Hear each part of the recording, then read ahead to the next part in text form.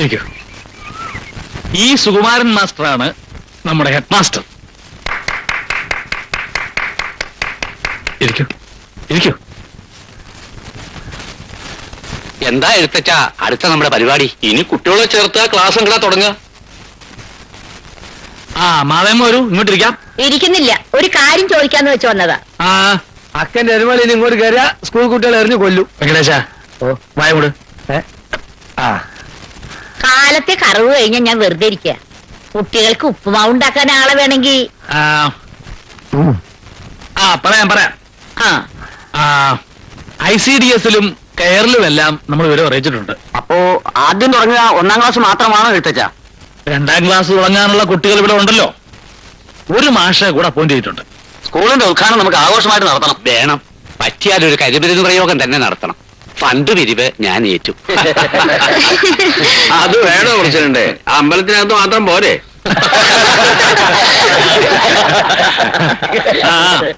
എനിക്ക് പറയാനുള്ളത് വേറൊന്നുമല്ല.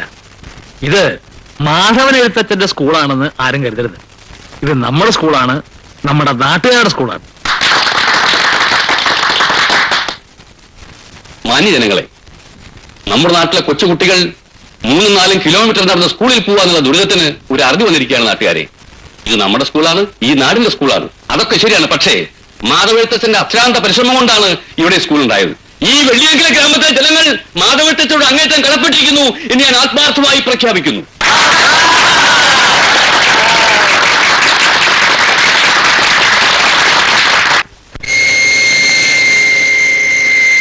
നിനക്ക് ജോലി ചെയ്യാൻ മാത്രം വന്നാൽ മതി. യൂണിയന്റെ ആളാണെന്നും പറഞ്ഞ് തന്നെ വരട്ടത്. ഞാൻ കുറെ കണ്ടതാ ഇതൊക്കെ. പോ. സ്കൂളിന് അനുവാദം കിട്ടിയ കാര്യം നീ അറിഞ്ഞു കാണുമല്ലോ. അതിന് ഞാനെന്ത് വേണം? അതിന് നീ ഒന്നും വേണ്ട. 1ാം തീയതി രാവിലെ ക്ലാസ് തുടങ്ങുകയാണ്. ഞാൻ വന്ന് കുട്ടികളെ പഠിപ്പിക്കണം. എടാ, നീ എന്നെ ബഹുമാനിച്ചില്ലേലും അച്ഛനാണെന്നുള്ള വിചാരം പെരുമാറ്റത്തിൽ ഉണ്ടായ കൊള്ളാം. അച്ഛനാണെന്ന് പറഞ്ഞാൽ മാത്രം പോരാ, പ്രവൃത്തിയിലും അത് കാണണം. എന്റെ ആവശ്യങ്ങൾ പറയുമ്പം സ്കൂളെന്നുള്ള പല്ലവി പാടിയാൽ മാത്രം പോരാന്ന്.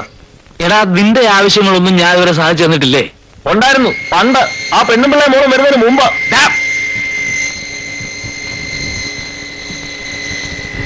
സ്കൂൾ തുടങ്ങുന്ന ദിവസം പറ്റക്ക് നീ വരിക. വേറെ ജോലിയൊന്നും ഇല്ലെങ്കിൽ ഞാൻ വരാം. ഞാൻ പിടിക്കാം. അല്ലാച്ചി, ഞാൻ പിടിക്കാം. അല്ലാച്ചി, ഞാൻ പിടിക്കാതെ. നീ കേട്ടാൽ ഞാൻ മാട്ടേനെന്താ ചൊൽവേൻ കണ്ണ, നീ ചോദിച്ചാൽ ഞാൻ സാധിക്കൂലെന്ന് പറയോ കൃഷ്ണ കൃഷ്ണ. ചോദിച്ചാൽ ഞാൻ സാധിക്കൂലെന്ന് പറയോ കൃഷ്ണ, നീ ചോദിച്ചാൽ ഞാൻ സാധിക്കൂലെന്ന് പറയോ കൃഷ്ണ.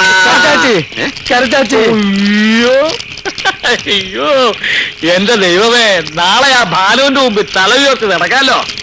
വൈദ്യരെ, നമ്മുടെ നായാട്ട് ജീവിതത്തിന്റെ ചരിത്രത്തിൽ സുവർണ ലിപികൾ എഴുതി വെച്ചോളൂ. ആദ്യമായി സായിപ്പിന്റെ ഉണ്ട ഒരു മുയലിനെ വീഴ്ത്തിയിരിക്കുന്നു. ഞാനാ കാണിച്ചു കൊടുത്തത്. നിങ്ങൾ വേണ്ടതല്ല നെടുങ്ങാടിയ ഒന്നും മിണ്ടായിരിക്കണോ? എന്നാൽ ഇനിയൊരു കഥ ഉര ചെയ്യാം, എന്നാലാവതുപോലെ കേൾപ്പിൻ. എന്നാൽ ഇനിയൊരു കഥയുര ചെയ്യാം, എന്നാലാവതുപോലെ കേൾപ്പിൻ. നെടുനായുള്ളൊരു നെടുങ്ങാടിക്കോ നെടുനാളായൊരു പൂതി തുടങ്ങി.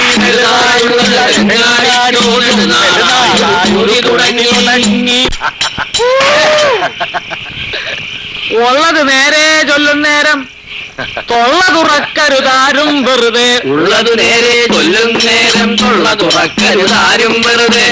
നാണം കെട്ടൊരു പ്രസിഡന്റ് ഇവനോ കാണിക്ക കൂട ഒട്ടു വിഴുങ്ങി. നാണം കെട്ടൊരു പ്രസിഡന്റ് ഇവനോ കാണിക്ക ചെമ്പുകൾ ഉരുളുകൾ കൊടിമരം അടിമുടി അമ്പലമാകവെ ഒട്ടു വിഴുങ്ങി. ചെമ്പുകൾ ഉരുളികൾ കൊടിമരം അടിമുടി അമ്പലമാകവെ ഒട്ടു വിഴുങ്ങി. നാരായണ ജയ നാരായണ ജയ നാരായണ ജയ നാരായണ ജയ നാരായണ ജയ നാരായണ ജയ നാരായണ ജയ. നാരായണ ജയ നാരായണ ജയ നാരായണ ജയ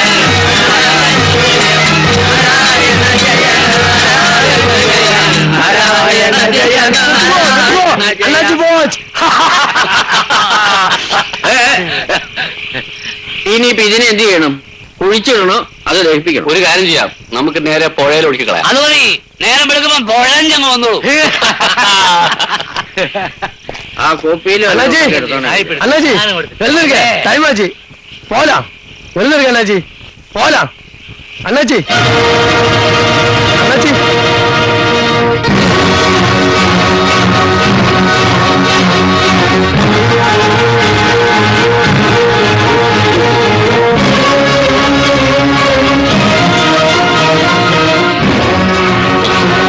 അണ്ണാജി അണ്ണാജി ആ ഒന്നുകൂടി വാടോ.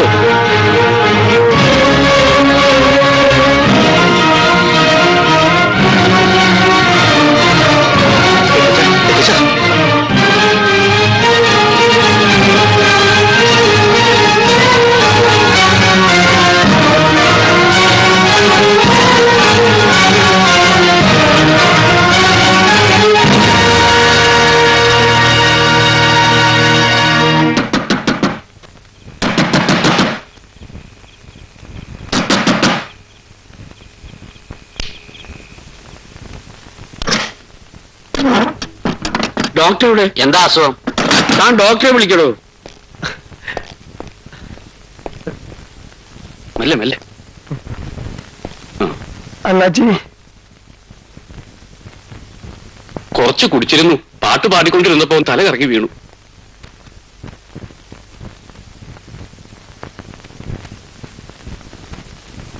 ആ എല്ലാരും ഒന്ന് പുറത്തേക്ക് ഇറങ്ങുന്നേ, അല്പം കാറ്റ് കിട്ടിക്കോട്ടെ.